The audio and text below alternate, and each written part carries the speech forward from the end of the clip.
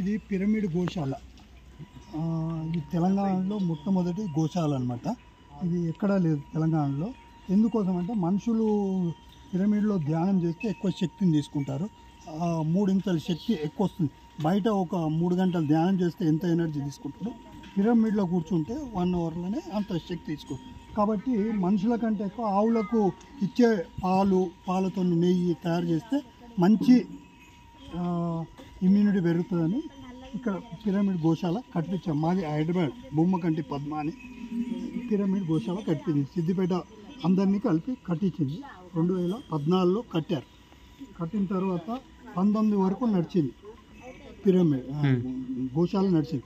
Corona టైంలో తీసేశారు. తీసేసిన తర్వాత 21లో మా మిస్సెస్ చనిపోయేటప్పుడు ఆమె గోశాల కోరిక ఉండే రమణాచారి గారు ఏం చేస్తుంటే మళ్ళీ ఆవులు తెప్పించి గోశాల పెట్టి మెయింటెనెన్స్ బాధ్యతలు మాకు ఇచ్చారు. మాది హైదరాబాద్. ఇక్కడ 3 ఆవులు స్పెషల్ ఉన్నాయి. శ్వేత కపిల కామధేను అంటారు.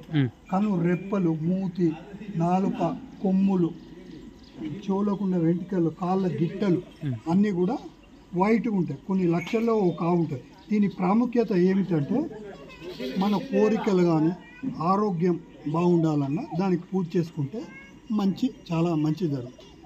అదే మాదిరిగా ఇంకా స్వర్ణ కపిల, దీని యొక్క ప్రాముఖ్యత ఏంటంటే దీని కను రొప్పలు గోల్డ్ ఉంటాయి, మూతి, నాలుక, కొమ్ములు అన్నీ గోల్డ్ ఉంటాయి. కోట్లలో ఒక ఆవు ఉంటుంది.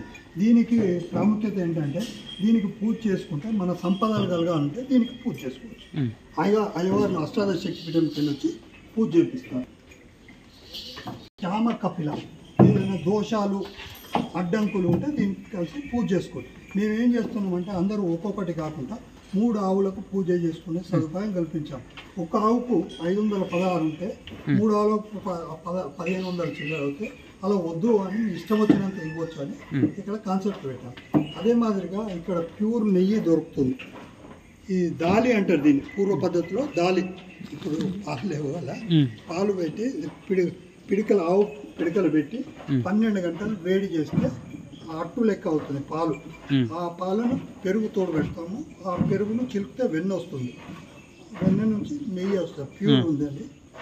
ఎవరికైనా అది ఆరోగ్యానికి చాలా అద్భుతంగా పనిచేస్తుంది. ఆయుర్వేద మందులో కూడా వాళ్ళు తీసుకెళ్తున్నారు. తులసి వనం 4 రకాల తులసి ఉందండి. రామ తులసి, కృష్ణ తులసి, వన తులసి, కపూర్ తులసి. ఇలా ఉంటూ మారేడు దళం ఉంది. ఏక బిల్వము చెట్లు ఉన్నాయండి. ఒకసారి ప్రదక్షిణ చేసుకుంటే ఎంతో పుణ్యము. అట్లనే ఫౌంటైన్స్ ఉన్నాయి. తామర కొలను, ఈ తామర కొలను కూడా ఏర్పాటు చేస్తాం.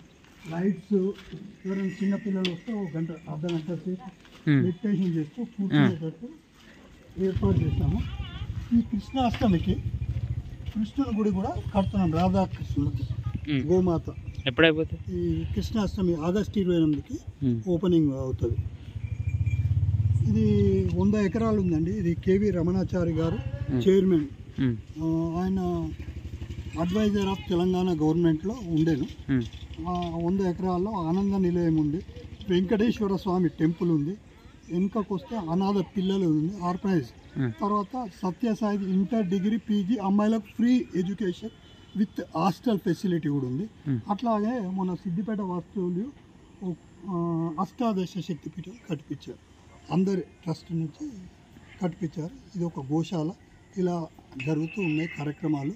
అందరూ వచ్చి దర్శించుకోవాలని కోరుతున్నాను. గోమాతను ప్లస్ శక్తిపీఠాలను ఇండియాలో ఎక్కడ లేవు. పాకిస్తాన్లో ఉన్న అమ్మవారు కూడా ఇక్కడ ఉంది.